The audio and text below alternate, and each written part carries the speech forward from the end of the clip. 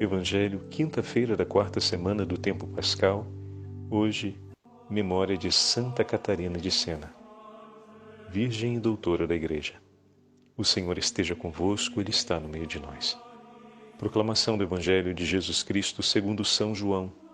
Glória a vós, Senhor.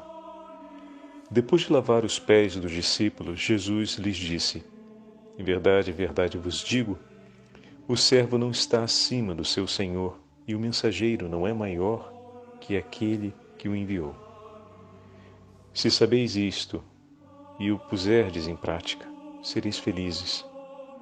Eu não falo de vós todos, eu conheço aqueles que escolhi, mas é preciso que se realize o que está na Escritura. Aquele que comeu o meu pão, levantou contra mim o calcanhar. Desde agora vos digo isto, antes de acontecer, a fim de que, quando acontecer, creais que eu sou. Em verdade vos digo, quem recebe aquele que eu enviar, me recebe a mim. E quem me recebe, recebe aquele que me enviou. Palavra da salvação. Glória a vós, Senhor. Quinta-feira da quarta semana do tempo da Páscoa. Hoje, memória de Santa Catarina de Sena, Virgem e Doutora da Igreja. Em nome do Pai, do Filho e do Espírito Santo. Amém. Queridos irmãos e irmãs, o dia 29 de abril é um dia especial para toda a Igreja da Europa, pois Santa Catarina de Sena é copatrona de toda a Europa e hoje na Itália é dia de grande festa por essa copadroeira e doutora da Igreja. Olha que grande graça, meus irmãos, a Santa Liturgia nos oferece. Aqui na Europa, hoje o Evangelho que se proclama é o outro próprio da festa de Santa Catarina. Porém, no Brasil, a memória obrigatória de Santa Catarina de Sena é celebrada por todos nós.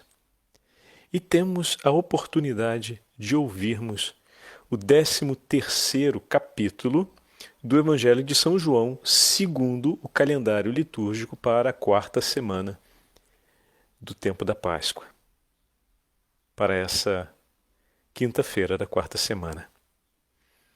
E qual é o texto que a Santa Liturgia nos oferece hoje? Exatamente o texto de Jesus após o lava-pés com os discípulos. Em verdade, eu vos digo, o servo não é maior do que o Senhor. E mais à frente, o Senhor diz: em verdade vos digo, quem recebe aquele que eu enviar, a mim recebe. Quem me recebe, recebe aquele que me enviou. E hoje, dia em que celebramos Santa Catarina de Sena, como pôde, olha que maravilha, meus irmãos, uma jovenzinha, Deus escolheu uma jovenzinha delicada, frágil, para realizar uma missão colossal, ajudar a trazer a igreja de volta para a unidade. Meu amigo, não é pouca coisa não. Estamos no 1400, estamos num período difícil, onde grandes dificuldades com o cisma, a divisão sobre a igreja se abate, estamos no 1300, né? 14º século.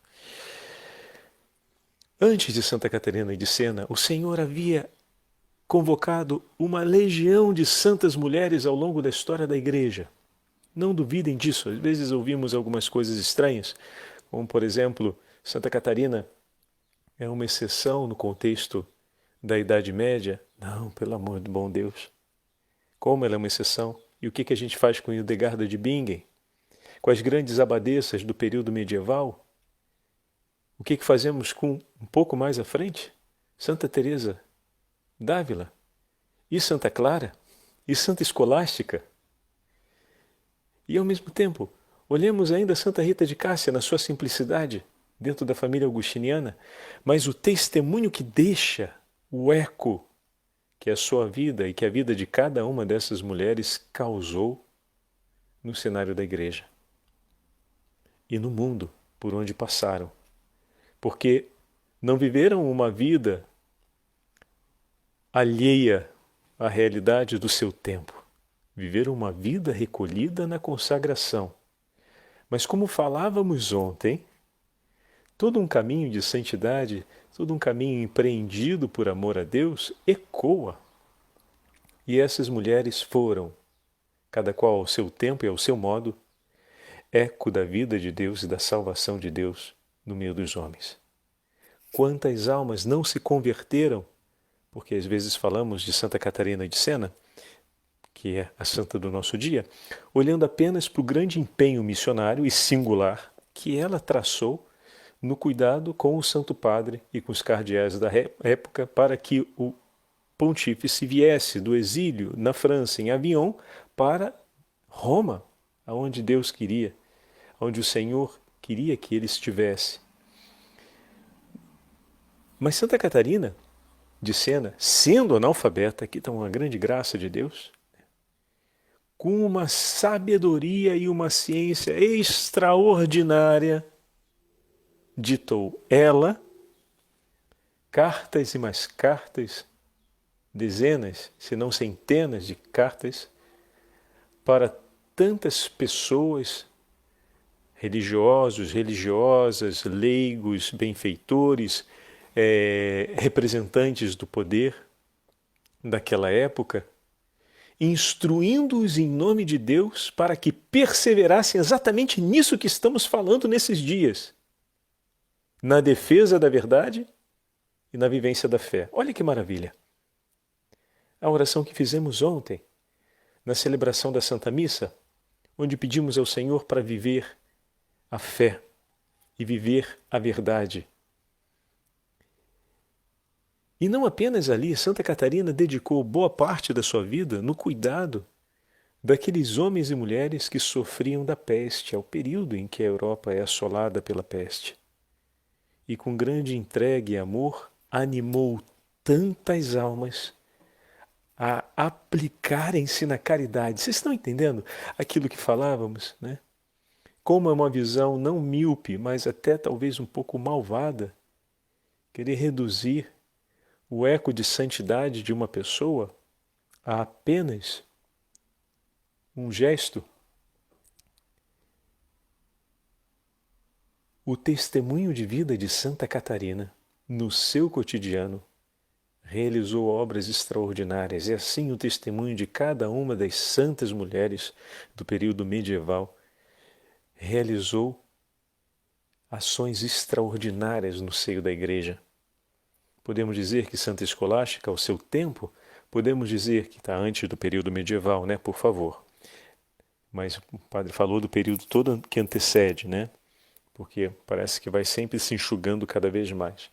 Mas a gente pode pegar a própria Santa Clara, ou seja, a ordem mendicante, ela tem uma presença, ou seja, ela se desdobra na realidade feminina, passando pelo testemunho de Santa Clara.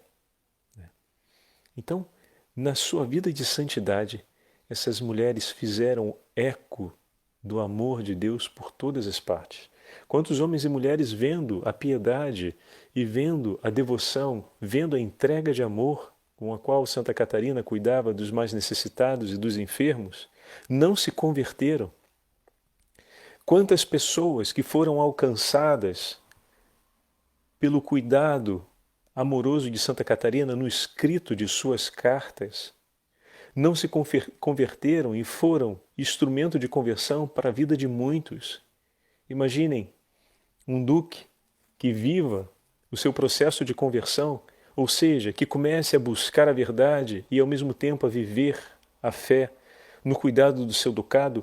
Quantas centenas de famílias não vão receber os efeitos do exercício da justiça dentro daquele pequenino reino? Quantas pessoas não vão agora ter a possibilidade de conhecer e reconhecer um ato de amor realizado em favor dos mais necessitados, um coração que se converte, emana no mundo o odor de Cristo ressuscitado. Um coração que se converte se torna luz que dissipa as trevas, seja do erro, seja da mentira, sejam, por fim, as trevas do pecado, como víamos no binômio ontem, luz e trevas, belíssimo. E sabe uma coisa que Santa Catarina tem em comum com São Luís Grignion de Montfort, que ontem celebramos a memória? O fato de que todos dois vieram da Ordem Terceira Dominicana. Ainda jovem, 15 anos, Santa Catarina se consagrou à Ordem Terceira Dominicana. A ordem ligada a São Domingos, a ordem daquele que recebeu da Virgem Maria o tesouro do Santo Rosário. Queria aproveitar para ler esse trechinho das palavras de São Luís Maria Grignion de Montfort, falando a respeito do Santo Rosário, para olharmos essa delicadeza, e nem sempre olhamos, né, essa aliança. Quem é Santa Catarina de Sena? Santa Catarina de Sena é aquela que tem no coração a meditação profunda e cotidiana do Santo Rosário. Uma mulher forte não se torna forte da noite para o dia, mas vivendo a espiritualidade do Santo Rosário, aquela entregue pela Virgem Maria a São Domingos de Gusmão, e recebendo e participando da Santa Eucaristia, se deixa pouco a pouco transformar pelo Senhor e se torna um colosso nas mãos do Senhor. Por que Santa Catarina é um colosso nas mãos? Por que Santa Catarina foi um grande colosso no período do 1300? Porque esteve inteira na mão do Senhor, não reservou nada para si. E o que ajudou Santa Catarina a estar sempre inteira nas mãos do Senhor, a ponto de receber os anúncios místicos da Divina Providência, que também escreveu na sua grande obra chamada O Diálogo, a grande apresentação do coração misericordioso e infinito de amor de Cristo por nós, a apresentação da providência de Deus que se faz misericórdia pela nossa salvação, é belíssimo. O Diálogo, vamos ler um trechinho de sua oração, no número 167 do Diálogo, capítulo 167, hoje a Liturgia das Horas traz um trechinho do livro Diálogo da Divina Providência de Santa Catarina de Sena, nós vamos ouvir daqui a pouquinho. Mas apenas para um coração que estava totalmente perdido em Deus, Deus poderia se comunicar de modo tão intenso e profundo. Percebem? Para que nós possamos acolher o amor de Deus, é preciso que nós nos abramos e nos entreguemos a esse amor. Assim como no coração da Virgem Santíssima o Senhor depositou todo o seu amor e não houve e não encontrou nesse coração jamais uma única reserva sequer, Santa Catarina, criatura como nós, marcada pelo pecado como nós, amando a Deus, amou e perseverou no seu amor, atenção, através da meditação do Santo Rosário, de maneira que o seu coração se tornou sempre intensamente do Senhor, a ponto dela se perder na profundidade do amor misericordioso do Senhor e o Senhor fazer do coração de Catarina o instrumento para o anúncio da sua divina providência, da sua infinita misericórdia por nós, e operar por instrumento tão simples uma obra tão grande na unidade da Igreja. Fantástico isso. Mas isso não foi um privilégio de Santa Catarina. O Senhor quer realizar isso na vida de todos nós. Resta saber se nós queremos, como Santa Catarina, viver o mesmo caminho de entrega a Deus e de colocarmos sempre, diariamente, toda a nossa vida. Os instrumentos estão aí. O Santo Rosário nos foi entregue, a meditação da Palavra de Deus nos foi entregue, nos foi dada a graça da alfabetização. Santa Catarina não foi alfabetizada, meus irmãos. E padre, como é que ela conseguia? Muito bem. Imediatamente se colocaram ao lado dela de inúmeros sacerdotes que se revezavam, assim como outros homens que eram escrivãos, que recolhiam as palavras e os pensamentos daquela mulher e com uma organicidade ela revia cada uma das palavras e muitas vezes pedia que as cartas ou o texto do diálogo da Divina Providência fosse relido e ela corrigia as palavras. Rapaz, Ela falava, não, não, não, você escreveu isso, mas a palavra que eu disse não foi essa, foi aquela outra. A obra de Deus, ela acontece de maneira extraordinária e ordinária também. E veja, eu e você tivemos a graça da alfabetização. Não precisamos esperar que os monges se reúnam no canto coral para ouvirmos a palavra de Deus e recolhermos assim, através do canto e de uma atenção enorme pelos ouvidos, a palavra de Deus no nosso coração. Era assim que as pessoas que não tinham alfabetização conseguiam acolher e ouvir a palavra de Deus. Era assim que Catarina se somava àqueles que tinham recebido um dom extraordinário, fantástico de Deus, né? Um dom maravilhoso, não extraordinário, um dom maravilhoso que era a graça de serem alfabetizados e conhecerem as letras, e ali ela ia para ouvir, para recolher, com os ouvidos sedentos cada palavra, e pedia a Deus a graça de não esquecer e repetia-as quantas vezes fosse possível durante o dia para que aquele texto bíblico ficasse firme no seu coração e ficava impregnado na sua alma, gravado na sua alma, com o Digitus Dei, com o dedo divino do Espírito Santo. Digitus Dei é um dos títulos do Divino Espírito Santo. Era ele que gravava na alma de Santa Catarina o texto bíblico. E cada palavra que era ali impressa fazia aquela alma se tornar mais inteiramente de Deus. Oh, meu Senhor! E eu e você, rapaz, que rezamos a liturgia das horas sempre, que somos consagrados. Há quantos anos a gente reza a liturgia das horas? E às vezes a gente tem até dificuldade de lembrar o texto. Peçamos a Deus essa graça, porém nos empenhemos com o mesmo ardor com que se empenhava Santa Catarina. Opa, olha aí. É aí que está a questão. Santa Catarina, desde pequenininha, por exemplo, se dedicava ao jejum. E olha que a vida dela não foi fácil, hein? Primeiro tenhamos claro, estamos na Idade Média, os recursos são limitados, ela vem de uma família relativamente humilde, que tinha bastante gente dentro de casa. Foram 25 filhos. Tem noção? 25 filhos. Era muita gente. Então, bom. Traumas e dificuldades de assistência afetiva e material, a gente não precisa nem perguntar se teve ou se não teve.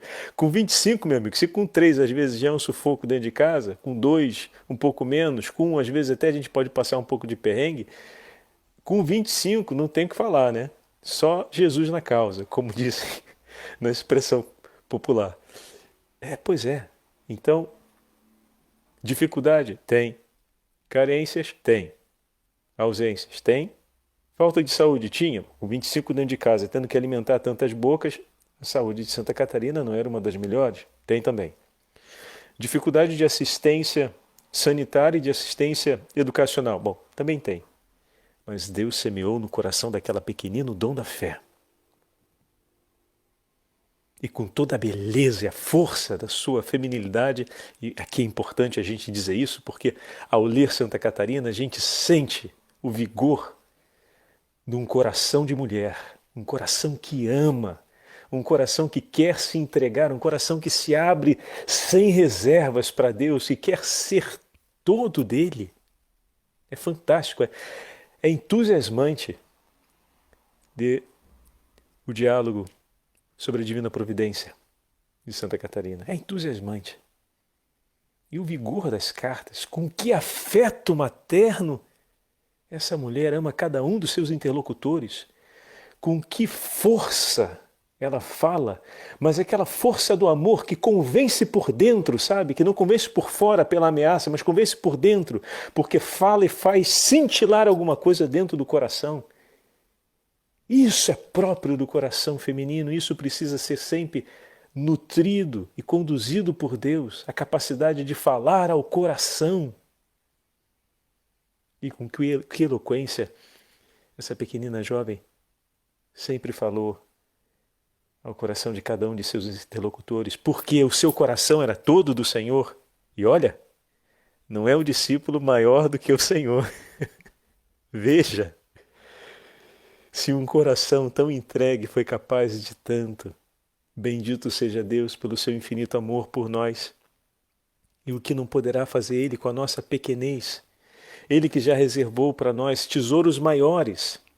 Ele que tem também todos os antídotos e remédios, como teve por Santa Catarina, tem por nós, mas já nos deu tesouros maiores. Falta agora a gente ter a ousadia de uma entrega maior, como a pequenina Catarina teve.